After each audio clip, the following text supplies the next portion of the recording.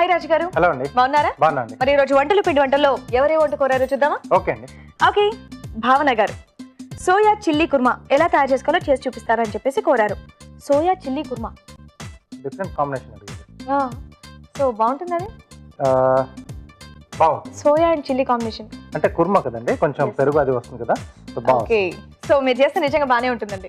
So అంటే నేను చేసిన విధంగా చేస్తే అందరికి కూడా బాగానే ఉంటుంది. ఎస్, చేసే ప్రాసెస్ అనేది మనకు కరెక్ట్ గా ఉంటే టేస్ట్ ఆఫ్ కోర్స్ బాగుంటుంది. Yes. సో అది మీరు మాకు చూపించాలి. తప్పకుండా.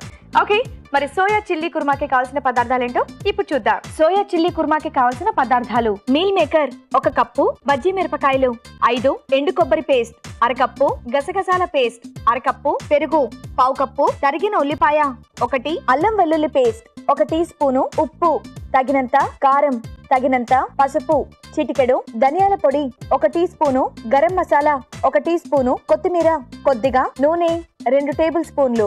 కావాల్సిన పదార్థాలు చూసారుగా. ఓకే రాజు గారు, స్టార్ట్ చేద్దామా? ఓకే అండి. Soya chilli kurma.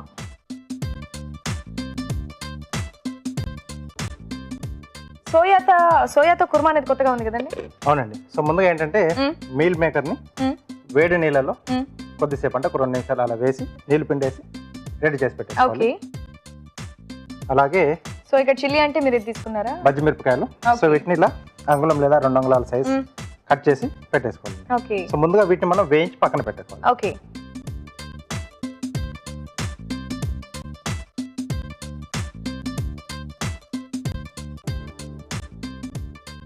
సో నూనె వేసుకుని సో ఏంటంటే మనకు మిరపకాయలు మనం ఈజీగా అలా పట్టుకొని తినడానికి వీలుగా ఉండడానికి అంగుళం సైజ్ ఉంటే బాగుంటుంది. ఓకే.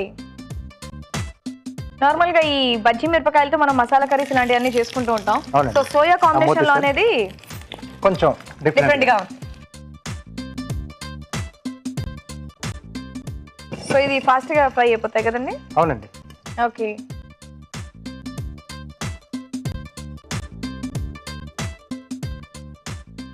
సో ఈ మిర్చి కాంబినేషన్ లో సోయా అయితే బాగుంటుంది అంటారు. చాలా బాగుంటుంది. అంటే ఎలా ఐడియా వచ్చిందో ఇది. సో కొంచెం డిఫరెంట్ గా ఆలోచించారండి. ఓకే, రెడీ అయిపోయాయి.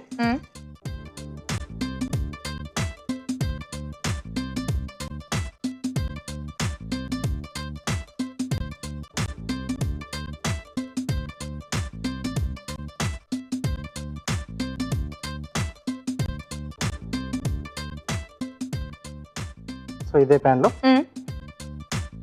కొద్దిగా ఆయిల్ వేసి ఉల్లిపాయ ముక్కలు. ఇప్పుడు కుర్మా ప్రిపరేషన్. అవునండి. ఓకే. అలాగే కొద్దిగా అల్లం వెల్లుల్లి పేస్ట్.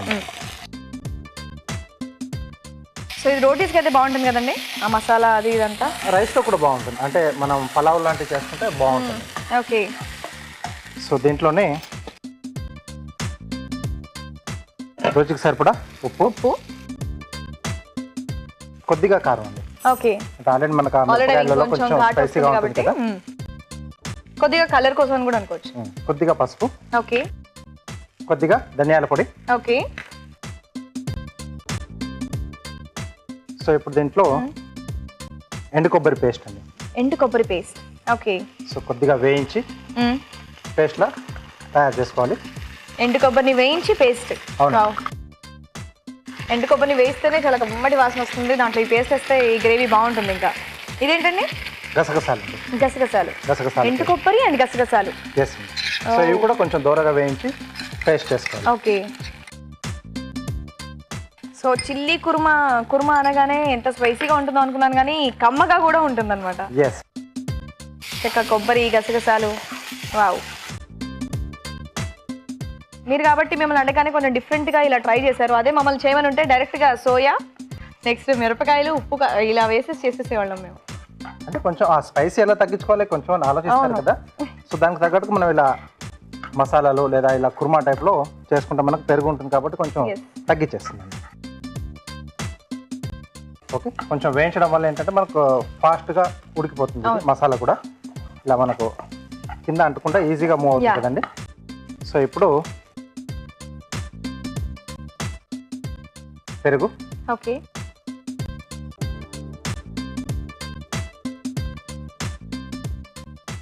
అలాగే మనం ముందుగా వేయించి పెట్టుకున్న పచ్చిమిరపకాయలు ప్లస్ ముందుగా నానబెట్టుకొస్తున్న meal meal maker. Maker.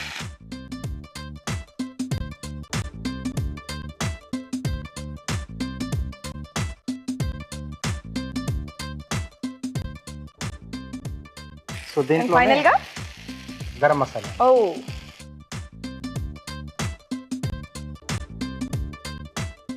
So ఇక్కడ ఇవన్నీ కొద్దిగా వాటర్ మసాలాస్ కి అవన్నీ కూడా పచ్చిమిరపకాయ పట్టేస్తే ఆ మిరపకాయ కూడా హ్యాపీగా అలా తినేయచ్చు. తినేసేయచ్చండి. యా సో గట్టిగా ఉంది కాబట్టి కొంచెం పలచపడడానికి వాటర్ వేసుకోవాలి. వాటర్ వేసేసుకొని కలిపేసుకోవడమే. మూత పెట్టేసి కాసేపు మనం మగ్గిచ్చేస్తే మనకు రెడీ అయిపోతుంది. సో ఓకే, మరి మీరు మూత పెట్టి మగ్గిస్తూ ఉండండి. అలా ఒక చిట్కా చూద్దాం.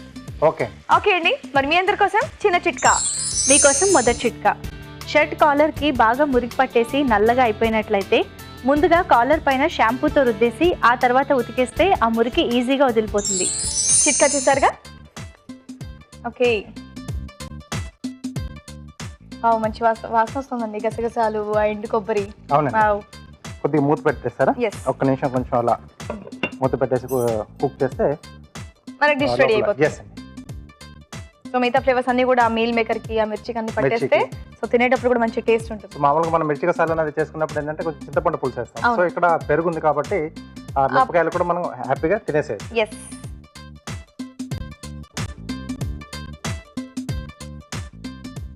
ఓకే అండి. ఓకే. సో కార్నర్స్ మనకు ఆయిల్ రిలీజ్ అవుతుంది కదా. Yeah wow. ఓకే అండి, Yes. రెడీ అయిపోయింది. యా సో చివరిగా కొద్దిగా కొత్తిమీర వేసేసి wow. Soya chilli kurma ready.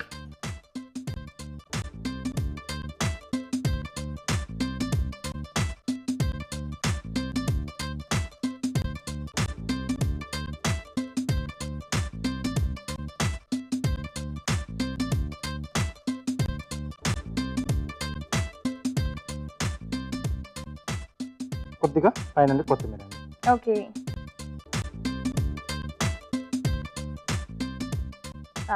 So soya chilli kurma ready. Wow, చాలా మంచి వాసన వస్తుంది నిజంగా అమ్మగా.